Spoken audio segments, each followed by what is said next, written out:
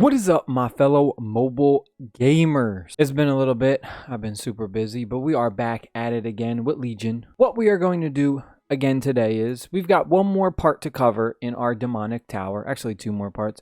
We still got to go over the Eternal War, but there's one extra place in the realm trials, the XP realm. I want to do a little bit of tips, tricks, formation stuff for this. So we're going to go over to our XP realm. Now this, where we will generate XP. This is a little bit different than the other two, and I'm going to kind of go over it. I'm going to walk you through it, but as always, if you want more tips and tricks for mobile games, hit that subscribe button right now with the notification bell. Hit the like button.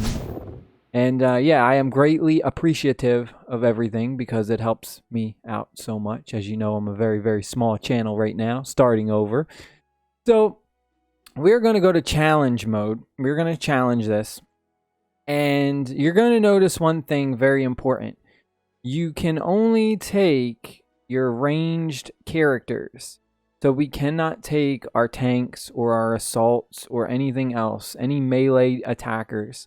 This is all ranged attackers. We have our magic people and our archers. Now, most of the time you're thinking, okay, the archers, you know, you want to put archers in the back, you know, to protect them. This mode right here is very, very different. So this is almost like a tower defense. You're going to want to actually spread out your team across the 3 different lanes, and I'm going to show you exactly why in a second. The way the map works is there's actually a very specific dirt road that you will see that the enemies will travel. Now, if you put all your characters in this back line, that means the enemy has so much more time to travel before your characters actually start attacking them. Now, this is important because basically you want to protect. There's like a little hole at the bottom that you need to protect. We'll call it your like castle area or whatever. You need to protect that. And every time one of the enemies gets through, your little health bar will tick down. Now, there are some that will only tick it down once or twice. And then there are bigger monsters that will take it down like 5 HP.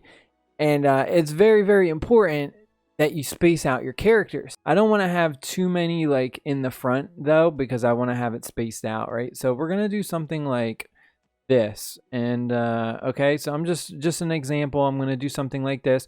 We have 2 in our back line. They will hit the back in case any ones get through.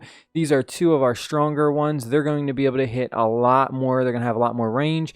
And then we have him, our girl in the front, magical, just to hit those front ones that are just starting to enter the map. That'll give us a good boost of damage.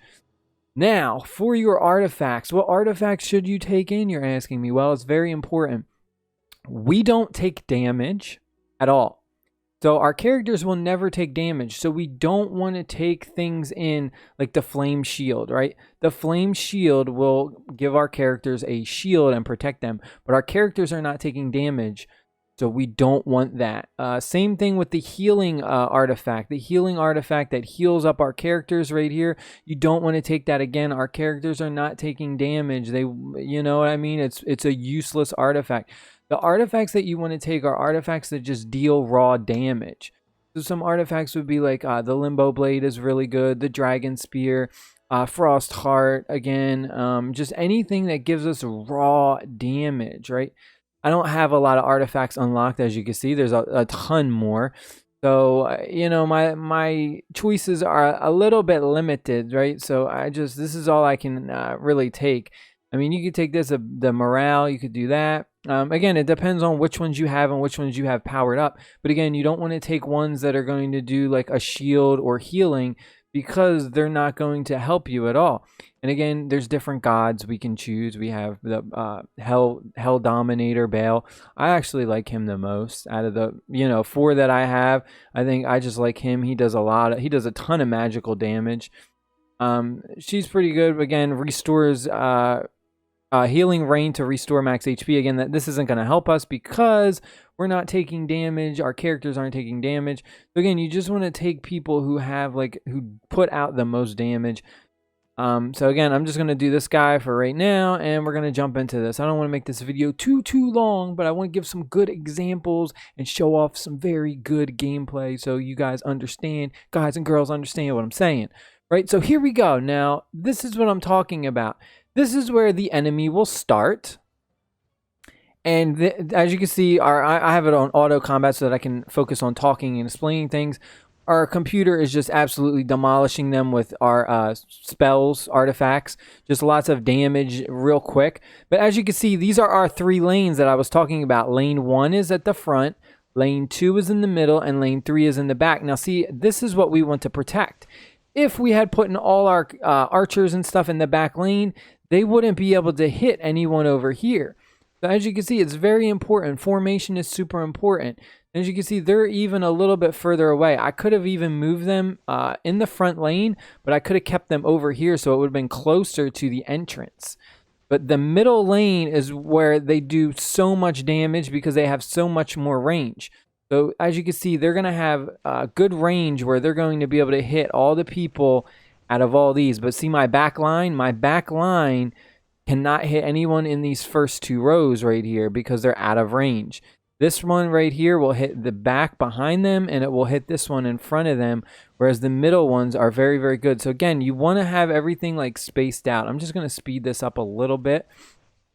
These big guys right here, they do a ton of damage to your health.